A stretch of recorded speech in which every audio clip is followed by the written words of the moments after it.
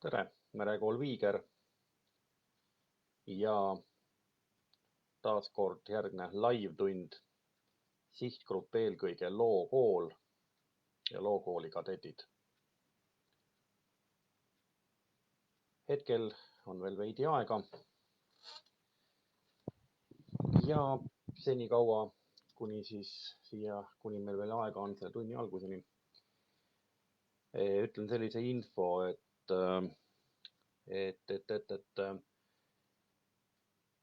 tulemas on juurde veel nüüd paar merekooli tegemist ja pikapeale, kui on ka need koroonapiirangute lõdvenemine, siis taastub ka meie merekooli tegevus. Tänasel päeval siis sai ka räägitud sellest, et avatakse ka siseveenduse õppesuund, nii-öelda, kui nüüd seda niimoodi nimetada. Tere, meie üks vaataja, kui kirjutan tast kommentaaridesse, kes oled, et meil oleks ka külaliste raamat väike siin lahti selle tunni ajal.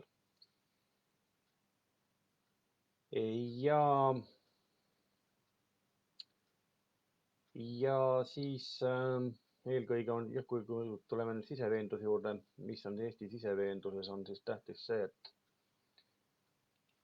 et siseveenduses on siis olulised meil Emajõgi ja Peipsi.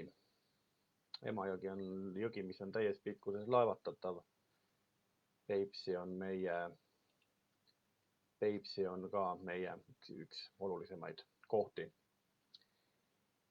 Kui mul jutt praegu siin siseveenduse peale juba läks, siis tere Hans, tere Helena. Kui meil jutt läks siseveenduse peale, siis ma jätkakski seda siseveenduse juttu praegusel hetkel, sest siseveendus on tähtsalt kohal Eesti arengus tegelikult üldse. Ja siseveendusega haakub ka väga hästi ökoloogia ja kalandus. Ja hakkamegi siis vaatama nüüd siseveendust. Alustame siseveendusest, õigemini täpsemalt öeldes.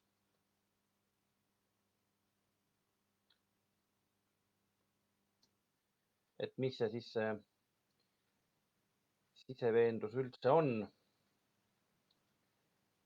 Et siseveeteed või täpsemalt öeldes siseveeteed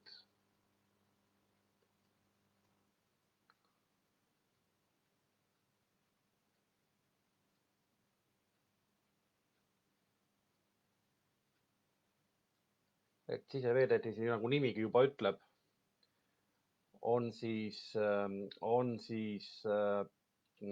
need, mis on siis nagu öeldakse, mis jäävad väljaspoole mereala ja on siis mõeldud järved, jõed ja nende vaheline liiklus kanalite kaudu. Ja siseveenduses on tegelikult ka see asi, et kohati on siseveendus isegi keerulisem. Miks on siseveendus keerulisem? Siseveendus on keerulisem eelkõige selle tõttu, et ruumi on vähem kui mere peal.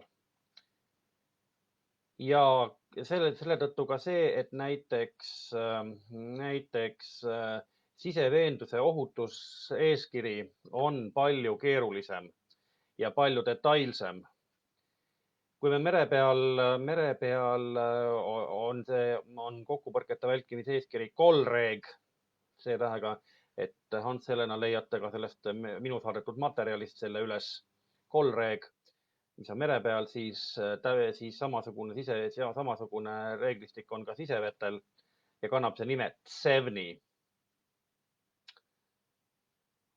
Ja CEVNI on tõesti väga peenelt reguleeritud määrustik ning ausalt öelda on ka see, et on isegi keerulisem veel kui Colreg. Mis on selle puhul siis niimoodi, et et nagu ma ütlesin, et siseveendus on ruumi poolest keerulisemas olukorras. Meie siin praeguses tunnis hetkel puudutame siseveendust natukene põgusamalt, aga kui tekib merekoolile ka siseveenduse nii-öelda suund juurde nüüd, siis eelkõige Tartu ja Peipsiäärsete koolide või siis ka osalejate õpilased siis lähevad sellesse ossa.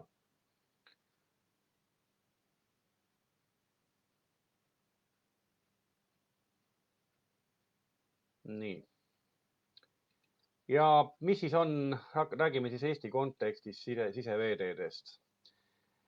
Meil kõigepealt esimene asi, kõige suurem, mida me siis räägime, on meil see, et kõige suurem siseveetee on meil Emajõgi. Suur Emajõgi. Panen siia märkusesse üles.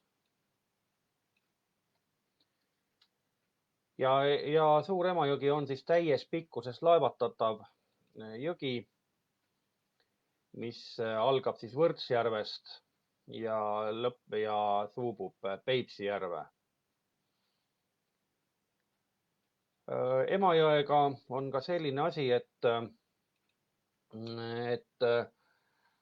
Emajõel on üks omamoodi omadus jõgede puhul. Nimelt Emajõgi võib voolata ka tagurpidi teatud tingimustel. Ja see tingimus tähendab seda, ja see tähendab hakkab see toimima siis, kui Võrtsjärve veetase läheb madalamaks, kui on Peipsijärve veetase.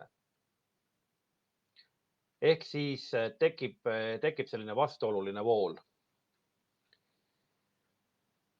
On olemas ka üks juhtum, mida mul on Tartus räägitud, on see, et on situatsioon, kus Emajõgi on absoluutselt olnud ilma vooluta. On seisnud paigal nagu vesikanalites, aga see on ülimalt harv juhus. Seda olen ma ka kuulnud, ise ma näinud seda ei ole, aga räägitud on. Jah, et see ka selline asi on võimalik. Nüüd, kui me nüüd vaatame seda Wikipedia materjali, mis ma siis siin saatsin, on siis kalanduse peatükk.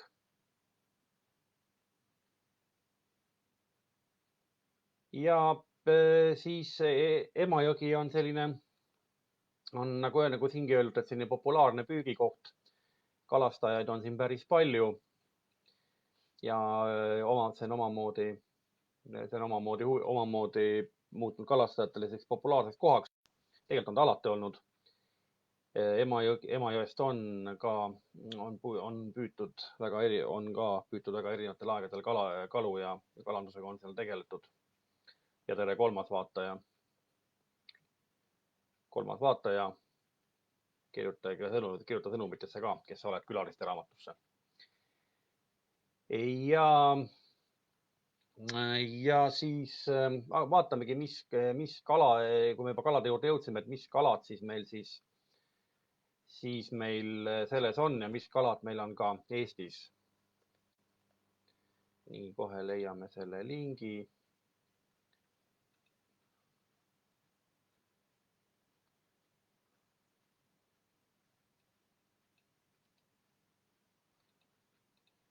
Siinkohal nüüd selles lingis, mis ma nüüd siia panen,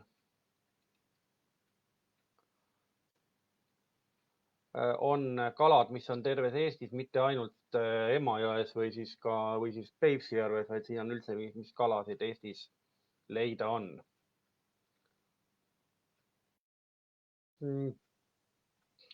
Võtamegi siin mõned kalad ka kohe nagu ette. Merisutt. Kui te näete seda nimekirja, mis ma nüüd siin tahtsin, jah. Et kui te ei näe seda nimekirja, siis pange mulle kommentaaridesse, kui te ei näe nimekirja.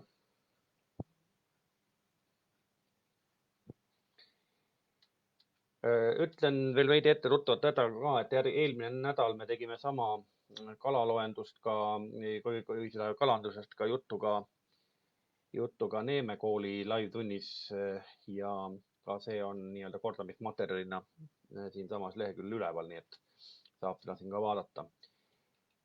Kui me nüüd räägime kaladest, siis alustame selle kalaga, mis on see merisutt. Klikime selle peale. Ja merisutt on selline kala, mis on tegelikult suuresti siia toodud röövliik või võõrliik. Ja merisutt on ka parasiitlik kala, kes elab teiste kalade verest ja kannab edasi muidugi ka haigusi. Seega merisutt on selline, ei ole ta väga oodatud külaline või väga oodatud kala. Nüüd järgmised kalad, mis on siis traditsioonilised kalad, kui te nimekirjal püüdike allapoole kerite, on räimed ja kilud. Võtame räim ehk Läänemere heeringus. Klikige seal samas nimekirjal veel praegu lahti.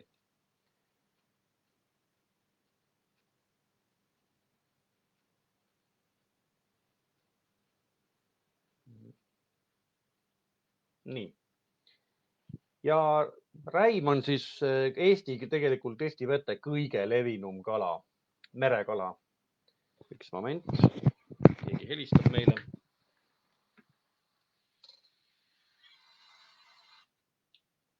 Ei saa hetkel rääkida, et ma nägin, et Tartust helistate, et 4:30 vabanen. Jah, nii, korraks eemal tagasi. Ja siis räime puhul on siis tegemist jah, sellise peamise kalaliigiga. Nii, tagasi ja järgmine, kes siis sealt nimekirjas on meil peale räime, on siis kilu. Aga kilu on siis niisugune väiksem kala, räime sugulane.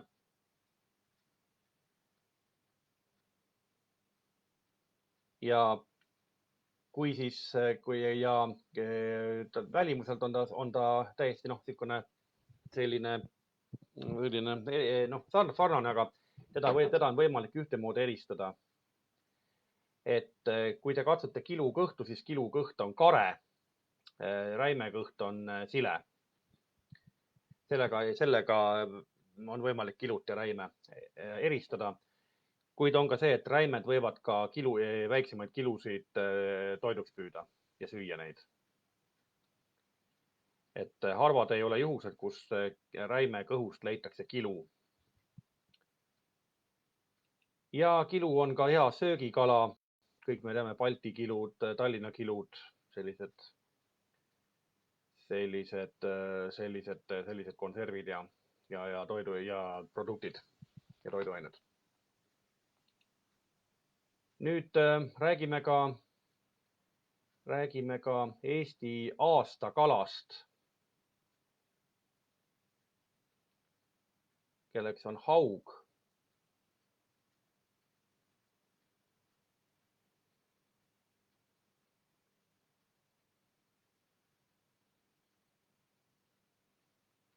Nii, kohe otsime siit sellest nimekirjast ka üles.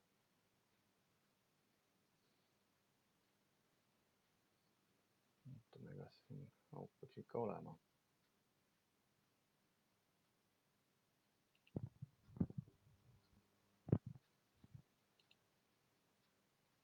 Nii, otsingumootorit kasutades siis haug.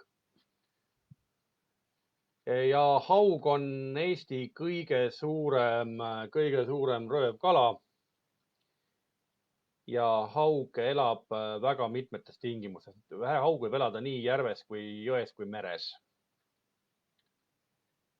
Meres ta hoiab aga haug eelkõige roostike lähedale. Päris avamerele haug väga tihti ei uju. Siis haug on rohkem rannikute ja selle madalamas vee ja selle lähedal. Aga on ka neid eksemplare, kes siis sinna kaugemale ujuvad. Jah.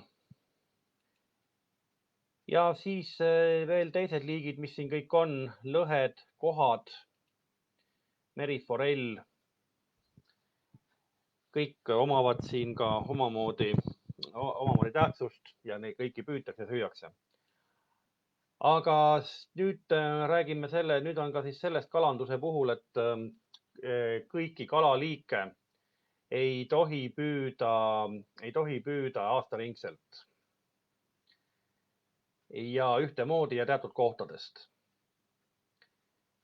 Kalade puhul on see, et Eestis kehtib selline asi nagu kalapüügi eeskiri.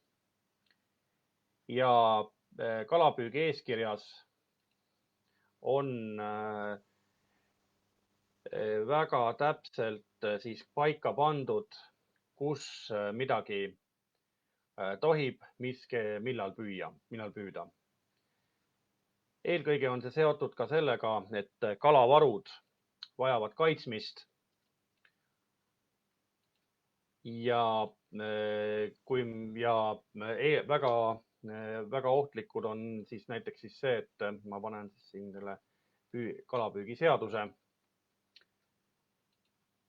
Siin on siis kõik nende kalapüükide kohta öeldud. Nüüd, kui me räägime nüüd kalapüügist ja nendest teatud kohtadest, siis kalapüügiks on vaja ka kalapüügiriistu.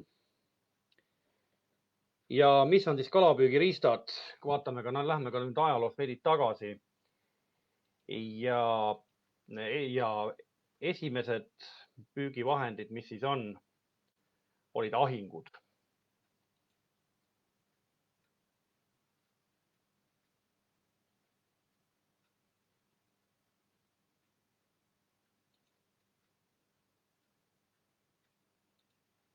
Nii, ahingutega panen siit kohe ka lingi.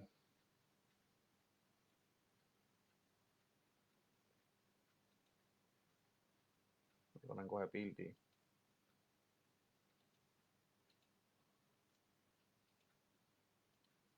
Natuke läheb aega.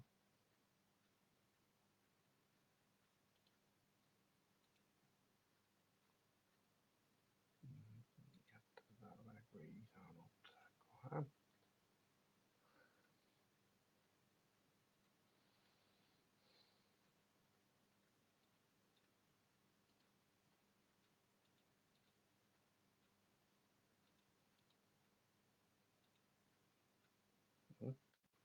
Nii, tuleb üks leht teile kohe siin ka ette ahingutest. Ja ahing on siis selline hark, millel on otsas siis sellised teravate ja sellise kisudega harudega. Ja toimib ta siis sellisena, et kalale lüüakse lihtsalt kalale sisse. Laha käib veel pikk varš ja kalast tõmmatakse välja. Praegusel hetkel on see, et kalapüük ahinguga on keelatud. Ja seda loetakse röövpüügiks.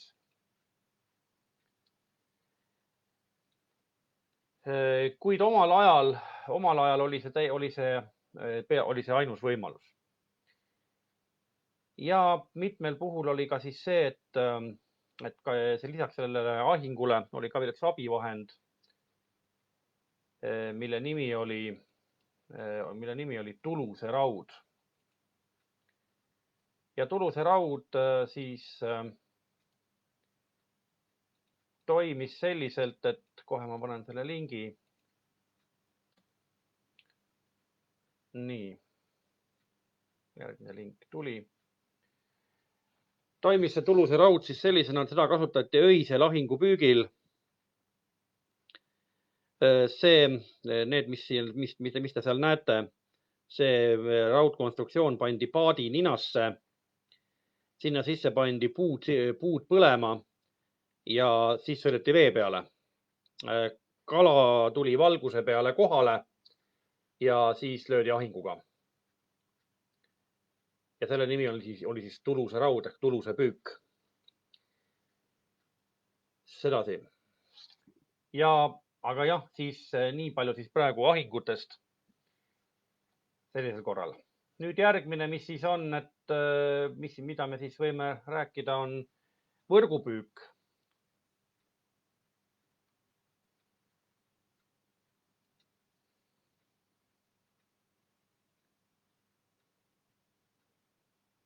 Nii.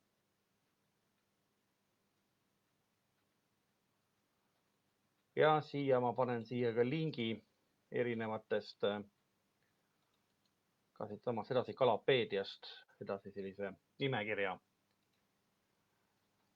Ja kalavõrku siis on siis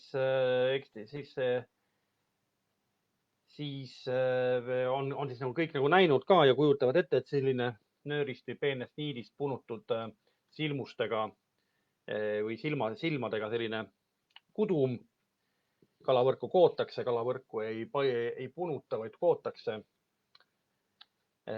Ja siis sellega siis vastavalt sellega toimetatakse, kus kalad siis sisse kinni jäävad. Võrgupüügiga on ka niimoodi, et võrgupüügil on omad reeglid, keda ja millise võrguga püüda tohib. Ja kui sul näiteks satub silguvõrku tuleb näiteks lestakala, siis lestakala sa pead vabastama, sest lestavõrk on eraldi. Ja selles suhtes, et ongi see, et mängib siin rolli ka jälle võrgu silma suurus. Ja võrgud peavad olema nii-öelda registreeritud, taadeldud, omama lipikuid. Ilma lipikuta võrk loetakse röövpüüniseks.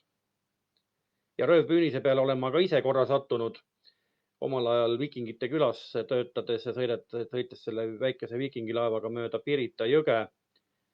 Oli siis see, et see röövpüünise tamiil jäi meil laevatüüri taha kinni. Ja muidugi läks puruks. Ja miks ta oli just röövpüünis, sest röövpüünis oli tähistamata. Kui on võrgupüük, siis võrgud vees tuleb tähistada toodrite ja ujuvpoidega, lipukestega. Sest et mitte, esiteks seda, et sa leiaksid võrgu üles muidugi ja teiseks see, et sinna keegi sisse ei sõida. Käsmus on väga hea vaadata, eriti augustikuus, kui on lestavõrgud. Siis on Käsmu laht peaaegu need võrke täis. Ja siis peab vaatama, et sa mootorpaadiga sinna kusagile väga lähedale ei satu, et kunagi ei tea, kui sügaval see võrk võib jälle sul olla. Et võrgud pannakse ka niimoodi. Võrgud pannakse ujukite ja tähistustega siis.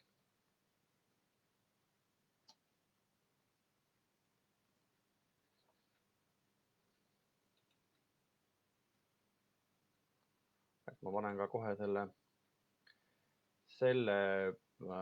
selle lingi, kuidas siis kalavõrk merepõhjas on või siis veekogu põhjas.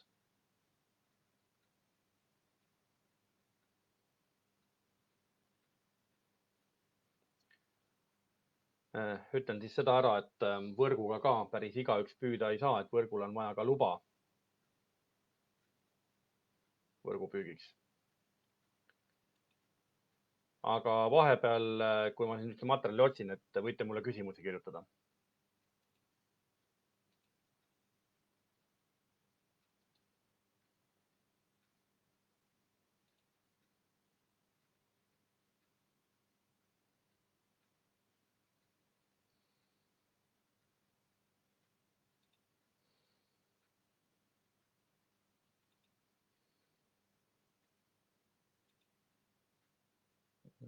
Nii. siin panen selle ühe lingi veel.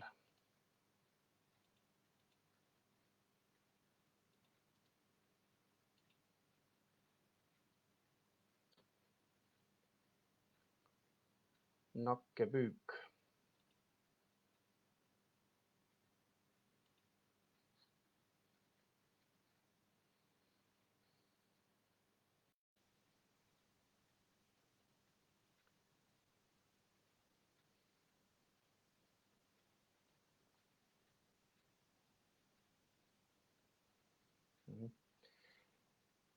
Ja kohe paneme siit veel.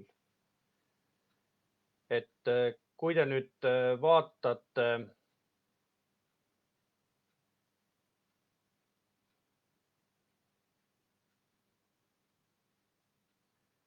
kui nüüd ma panen selle, et ma panen ja kui me nüüd vaatame veel seda lehekülge, ma panen siit ühe lingi, et kiiremini üles leiaks. Ma panen siit veel ühe lingi kohe.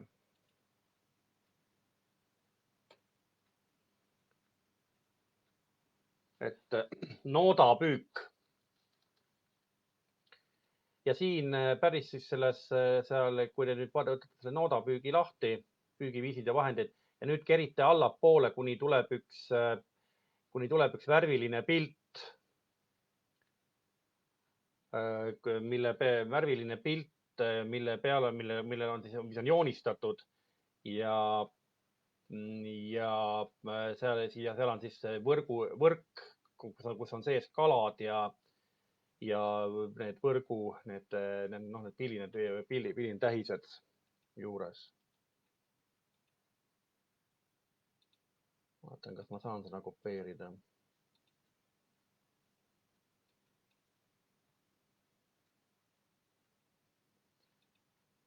Kas te leidsite, küsin vahepeal, kas te leidsite selle üles, selle värvilise pildi, kus on siis need sellest viimasest saadetud lingist.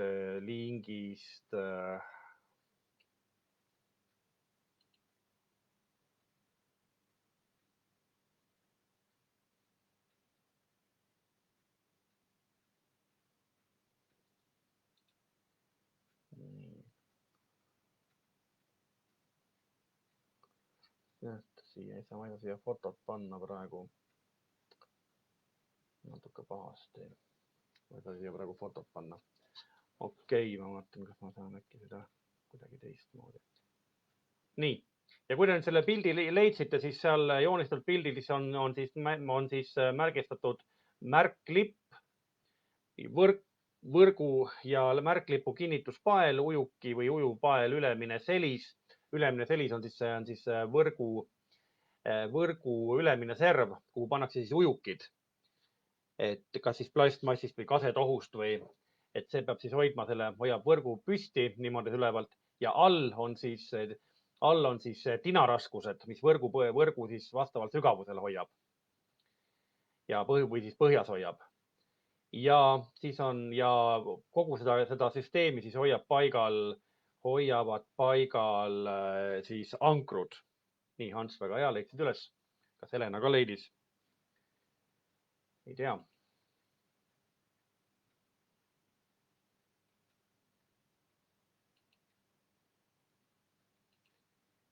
Ja siis need siis hoiavad siis seda võrku niimoodi paigal. Niimoodi. Ootame korra siit tagasi. Nii.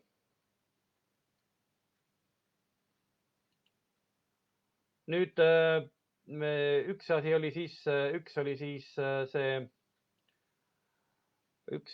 meil siis selline võrgupüük sellisel viisil. Aga nüüd vaatame edasi, mis on siis traalpüük. Traalpüük on siis nagu nimigi ütleb, tegelikult juba traalpüük on siis, toetab siis traalimisel. Aga mis on traalimine? Traalimine on siis, kui sellist suurt võrgust nagu kotti veetakse laevade vahel, sõidetakse edasi ja siis kalad lähevad sinna sisse nagu liblikavõrku. See on siis traalimine. Nimetatakse kalatraaliks. Väga hea, Helena, et leidsid, tubli. Ja traalpüüki siis jah, tehakse kas siis 2 laevaga või 1 laevaga, sõltuvalt, et siis kuidas siis nagu selle kalatraalide suurusest ja nii edasi. Ja siis umbes samamoodi toimuvad noodad selles nimekirjas, mis ma teile saatsin, on need nooda ja need püügid kõik olemas. Et ma praegu seletan, pärast hiljem vaadake neid linke.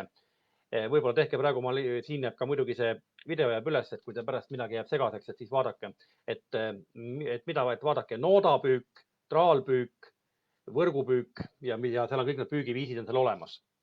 Et pärast siis tunni lõppu, et kui teil läheb midagi segaseks, siis vaadake seda tehke seda järelvaatamist siin ja vaadake siis ka neid linke. Aga ma praegu räägin niimoodi, üritan kokkuvõtlikult praegu niimoodi või ütleme niimoodi, rääkida. Sedasi. Aga siis on igasugused väiksemad püünised mida tehakse näiteks mõrrad.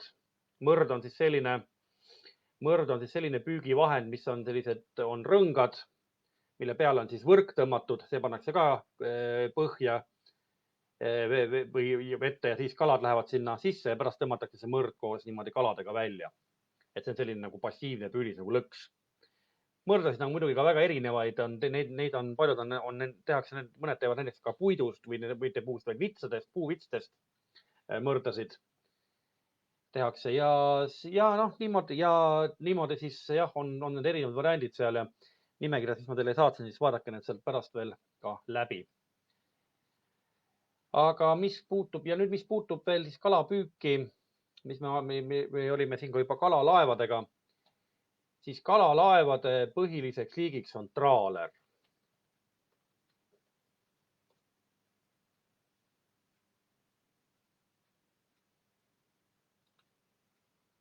Ja kalatraaler siis ongi selline, mis teeb ära põhilise sellise kalapüügi mere peal. Nii, vaatame kohe. Ma paneme ühe lingi ka kohe.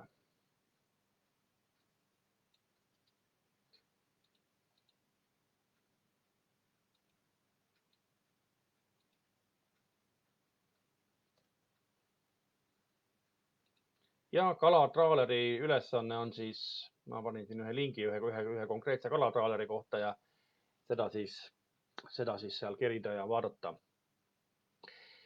Ütlen seda, et kalatraalerid on ka tegelikult erinevaid, on väikesed kalatraalerid, keskmised ja suured kalatraalerid või ookeanitraalerid.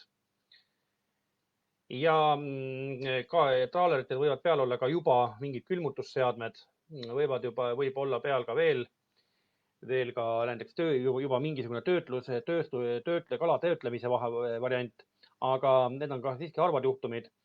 Enamasti sellised töötlemine ja selline asi toimub kalanduse baaslaevadel.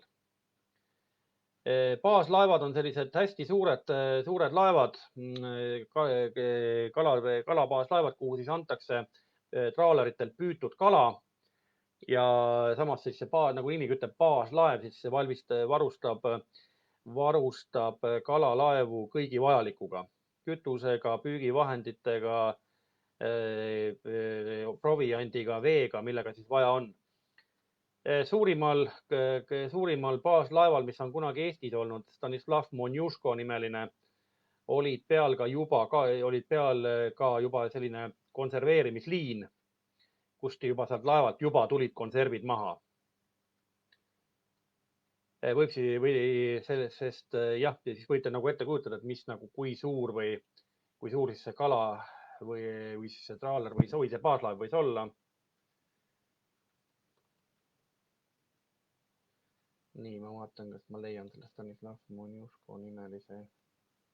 Ahah, leidsin.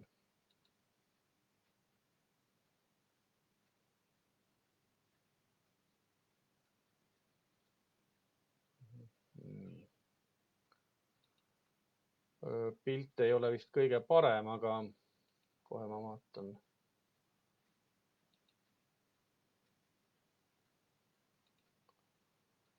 Nii, vaatan kohe.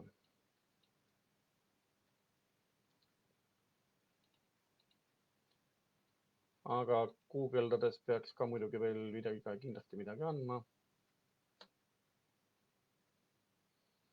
Nii. Ja Stanislav Monjuško siis jah, pilt on küll võetud udusel ajal, aga jah, et nii ta siis, selline siis näeb siis see baaslaev välja. Nõndaks. Nagu ma ütlesin ka, et traalerid ja kõik on ka väga erinevad. Aga nüüd rääkides veel püüdmisest, siis ka siin on nüüd püügiriistades, siis on ka siin veel omad ohud, et millega võib ja millega mitte. Ühele püügivahendile piiranguid ei ole. Ja sellega, millele piiranguid ei ole, seda asja nimetatakse lihtõngeks. Ehk siis õngeritv, tamiil või nöör, ujuk, õngekonks ja tinaraskus. Sellega võib püüda, võib vabalt püüda siis ja selles suhtes teilt nagu selle õnge nagu kalastuspiletit või kalastusluba keegi ei küsi. Muidugi on teatud piirkondades on muidugi kalade arvule on ka tegelikult on teatud piirang on. Et näiteks haugi võib püüda 5 haugi inimese kohta. Sest ka see on nii-öelda kala kaitseks ja väljapüügi vältimiseks. Nagu juhtus tursaga, Eesti vetes enam turska ei ole. Tursk on Eesti vetest paraku välja püütud.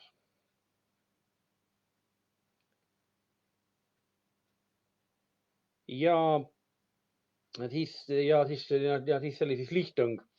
Edasi tuleb juba rullõng. Kui me paneme õngele juurde selle rulli, millega tamiili kerida, siis me saame juba rullõnge. Ja rullõngega püüdmiseks siin on juba vaja kalastusluba või kalastuspiletit. Pileteid saab meil ka mobiiliteel pilet.ee keskkonnast.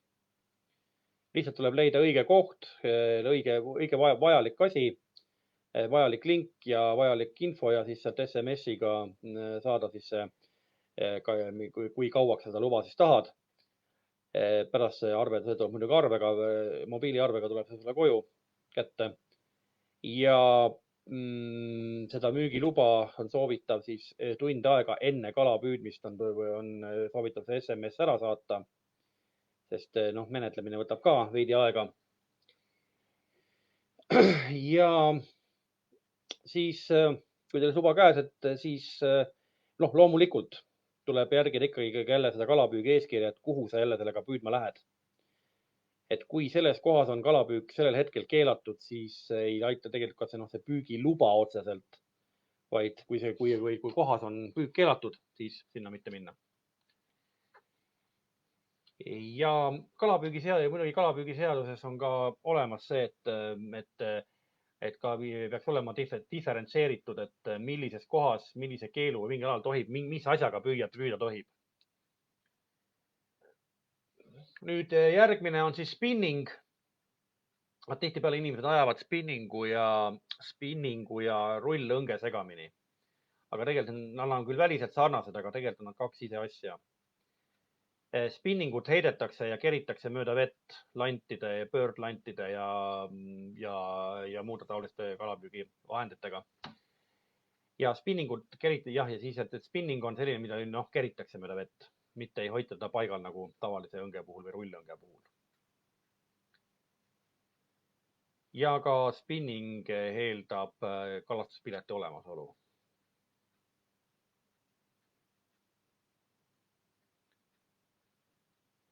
Nii. Ja kui me siis nüüd räägime veel siis nendest keelatud vahenditest, siis on inimesi, kes võib-olla püüavad ainult võivad siis püüavad siis loata spinninguga või sellega, sellega kuidas on, eks ole. Aga omal ajal on näiteks inimesi, kes püüavad kalu lõhkeainega, elektriõngega, kemikaalidega. ja siin tuleb juba mängu ka keskkonnareostus ja keskkonnaohustus, keskkonnaoht. Ses suhtes on see, et kemikaalidega püüda ei soovita ma kellelegi. Ja kemikaalide püük toimus tegelikult niimoodi, et visati vette mingi kemikaal, kalad tulid põhjast üles ja siis lihtsalt julmalt roogiti neid kalad sealt välja ja ühesõnaga kalad pinnale. Ja et kalad hakkasid nagu selle kemikaali sellest ära minema ja siis ühesõnaga või siis uimastati, uimastati näiteks väetisega, kerkisid pinnale niimoodi uimastena, siis seal lihtsalt korjati need kalad sealt niimoodi välja. Aga see on absoluutne keskkonnakuritegu. Nii et sellist asja ärge tehke. Kas on mõni küsimus tekkinud vahepeal?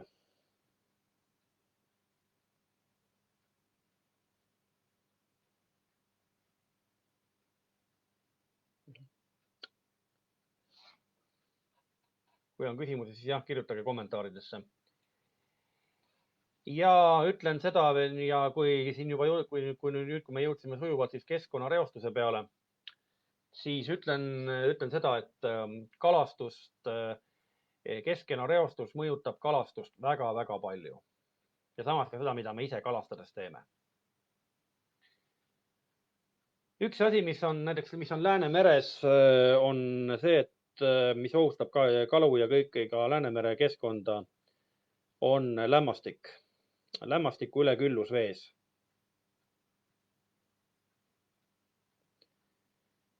Ja lämmastiku küllus on see, et vees hakkavad, ühesõnaga vee tasakaal on rikutud, hapnikku jääb vähemaks ja hakkab kaduma taimestik, mida näiteks kalad näiteks toiduks tarvitavad. Pluss on see, et lämmastik paneb vohama sinivetika, mis tegelikult sinivetikas, kuigi me räägime, et sinivetikas ei ole ta tegelikult taim, ta on bakterite kogum, mis siis hakkab lämmastiku külluse ja sooja ilma ja kõige selle muuga lagunemisel hakkab siis vohama. Ja iga suvi on meil siin selle sinivetikaga tegemist. Ja sinivetikase vohamine on otseselt sellise inimtegevuse tagajärg. Lämmastikku on liiga palju, kõike muud ka, sinivetikal väga hea paljuneda.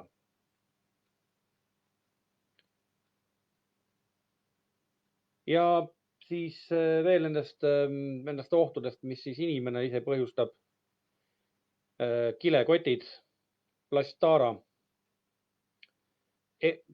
Tohutu probleem selle plasttaaraga on eriti Aasia maades kilekottidega. Ja kus on see reostus olnud teile tohutu. Hiinas samamoodi. Hiinas lisaks ohustab veel ka sellele plasttaarale ka muidugi tehaste tegevus ja loodustegevus. Jõed on tihtipeale ebaloomulikku värvi, kas kärbspunased või erkkollased. Ja ausalt öelda Hiinas on jõudnud see keskkonnareostus tegelikult päris hullule tasemele. Samamoodi ka Indias.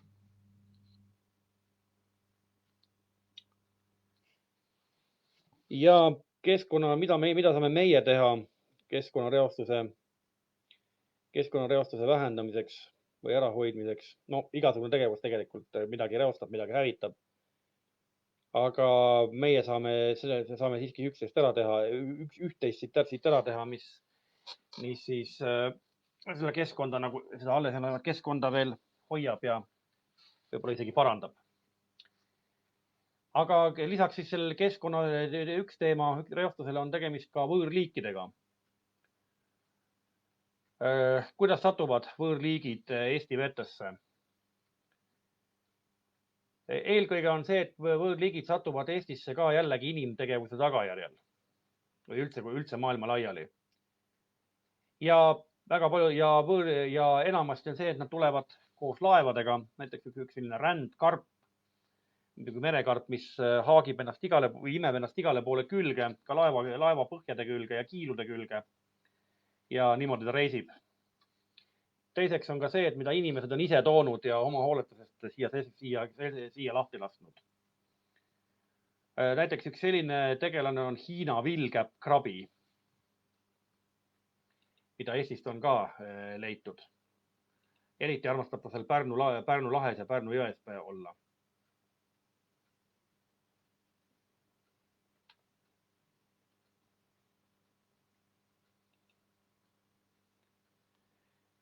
Mis nende võõrliikidega on see,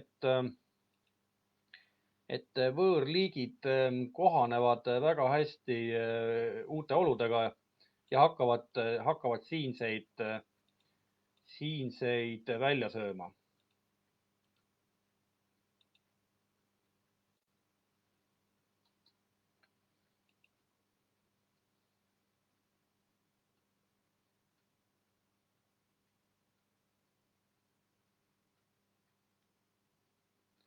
Ja Hiina krabi on siis tulnud laevade ballastveega siia ja ka pilsiveega.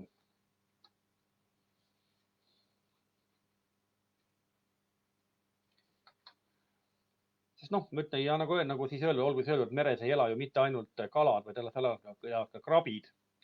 Paljud krabiliigid on söödavad, aga Hiina vilgekrabi ei ole paraku söödav. Kõige paremad krabid, kes on söödavad, on Jaapani ja Kamtšatka krabid. Suurepärane delikatess, aga väga kallis. Ja teised, mis siis on ka söödavad, krevetid, merivähid ehk homaarid ja ka igasugused kaheksajalad ja sellised ja kalmaarid, kes on siis söödavad. Jaapan on näiteks üldse see, et kui te vaatate Jaapani kööki, siis kogu Jaapani köök baseerub meresaadustel. Arvata ka, pole midagi imestada ka, saareriik, meri ümber, meri annab toitu, meri annab kõike muud. Jaapanis on muidugi ka üks selline endeemiline haigus on see, et Jaapanis on kapitaalne A-vitamiini puudus, kuna ei ole A-vitamiiniga toitaineid. Ja väga paljud inimesed on lühinägelikud. Jaapanis on prillikandjate arv päris suur. Ja siis seoses sellega on selle A-vitamiini puudusega just on see, et meretoidus seda A-vitamiini väga palju ei tule või peaaegu üldse ei tule. Sedasi. Ja siis üks võõrliik veel, mis on meie ohust, on siis meile üks ohuks, on siis võõrad vähiliigid. Üks Keskkonnaameti voldik.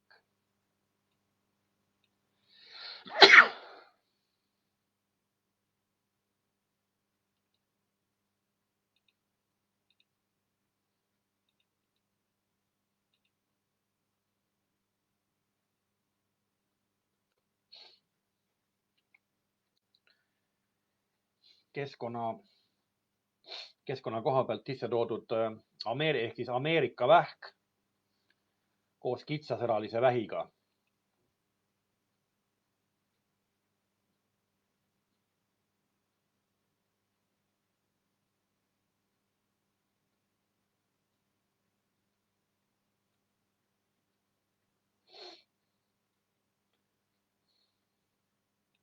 Nii. Ja ohustavad nad jõevähki eelkõige sellega, et nad on suurema sigivusega ja nad on tugevamad liigid, et nad sigivad palju ja nende elujõud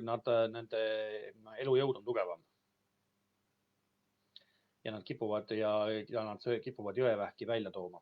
Jõevähiga Eestis on üldse selline asi, et vähipüük on väga reglementeeritud, väga rangelt reglementeeritud ja ka vähikasvatus Eestis on väga rangelt reglementeeritud, sest vähjad on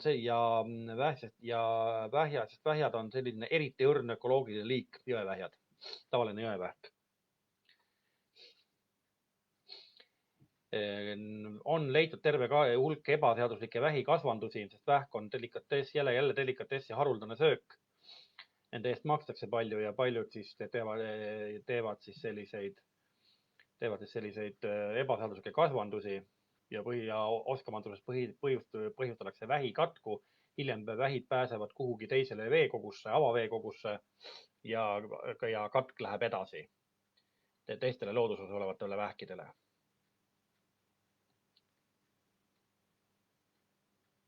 Ja siis nii ta siis on.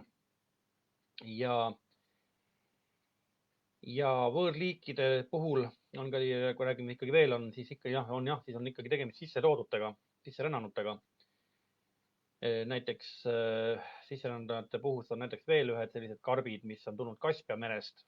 Aga nüüd te kindlasti küsite, et kuidas Kaspia merest saab tulla, et Kaspia meri on ju järv tegelikult ja sealt nagu väljapääsu merele ei ole. Otsest väljapääsu merele Kaspia merest jah ei ole. Kaspia merelt on võimalik sõita teistele meredele läbi Volga jõe. Ehk siis Volga jõe ja selle kanalite kaudu Dneprisse, Donni ja teisele poole, kus oli lüüsisüsteemi järgi ja siis sealt edasi juba Musta merre ja ka mujale. Sest näiteks kui me rääkisime siin ka siseveendusest, näiteks Venemaal on siseveendus väga-väga arenenud ja väga laialdaselt kasutatav, sest Venemaal on, Vene Föderatsioonis täpsemalt, on suured jõed. Jõed on laevatatavad. Volga jõgi on kohati nii lai, et teist kallast ei näe, eriti kevadiste suurvete ajal. Ja kõik see ja kogu see sisevete laevandus käib siis jõgede ja kanalite kaudu. Meil on ainult üks jõgi, mis on täies pikkuses laevatatav, see on Emajõgi. Teised jõed on siis paatidega sõidetavad või siiski Pärnu jõgi ka kuni Halliste jõeni. Kuigi muinasajal oli võimalik sõita Tartusse veeteed pidi Pärnu lahest Halliste jõkke, Pärnu lahest Pärnu jõkke, Pärnu jõest Raudna jõkke, Raudna jõest Viljandi järve, Viljandi järvest Tänassilma jõge pidi Võrtsjärve ja sealt edasi Tartusse. Praeguseks on muidugi Raudna jõest jäänud väga vähe järgi, väga kitsas ojakene, aga omal ajal oli see laevatatav jõgi. Maapind on lihtsalt niivõrd palju muutunud täna selle aja jooksul. Ja siis nende kanalite ja nende kaudu siis Vene Föderatsioonis vägagi palju toimetatakse. Ja see on ka üks põhjus, et kuidas igasugused võõrliigid jälle levivad ja rändavad. Ikka laevadega, nendega kaasa tulles ja kõike muud. Teile veel üks kolmas vaataja. Kolmas vaataja meil täna vaheldub nii nagu Kuldse Trio ansambli kolmas liige omal ajal. Nõnda.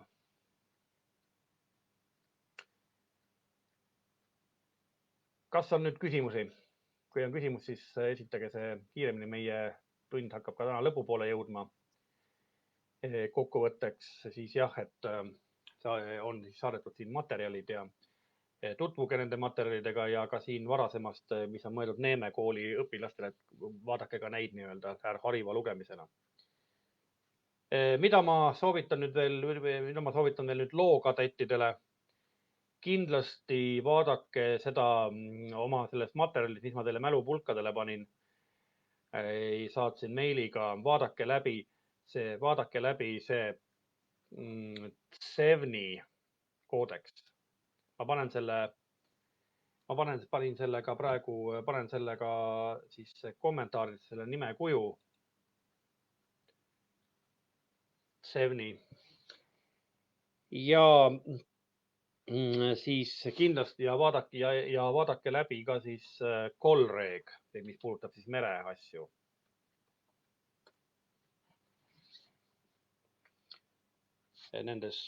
Nendes kommentaarides on siis, ma panin need nimed sinna kirja.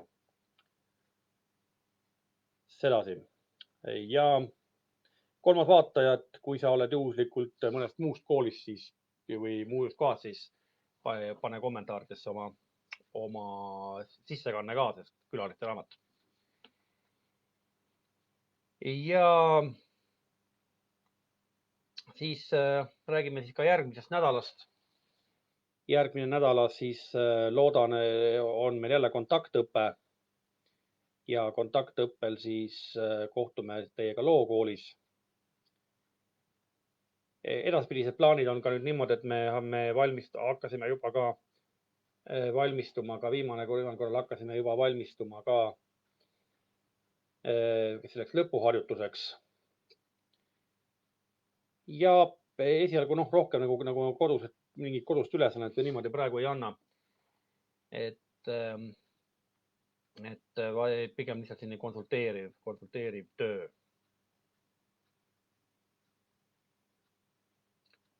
Nii, kas on küsimusi tulnud vahepeal? Ei ole. Mis puudutab veel nüüd õppetööd, siis järgmise nädala kohta, siis selle kohta ma saadan teile meilid välja nädala teisel poolel. Kui otsustatakse siis, et kuidas see koolielu ja huvi ja kõik see muu olema hakkab. Nii et selles suhtes siis jah, saab siis konsulteeritud ja teile siis seda saadetud.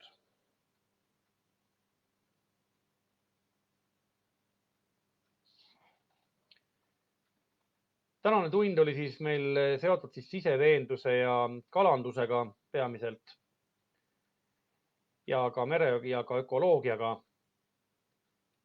Ma loodan igatahes järgmistel kordadel me saame jätkata kontaktõppega ja siis juba ained, mis on meil vajalikud selleks, vajalikud meil lõpuhariduse koostamiseks ja ühel hetkel ma tõenäoliselt palun teid ka tulla meie töökotta, et me saaks valmistada ette mõningad õppevahendid, meremärgid, ujuvtoodrid ja tähistada need vastavate siis kordtähistustega või värvidega või kuidas me siis ise otsustame. Aga kell on ka praegu nüüd seal maal, et paras aeg on ka siis teha siin ka väike selleks korraks siis lõpetus. Aitäh kadettidele, kes siis vaatasid. Vaadake materjale, lugege oma meile ja kohtume järgmine kord. Aga praegu kõigile aitäh ja kohtumiseni.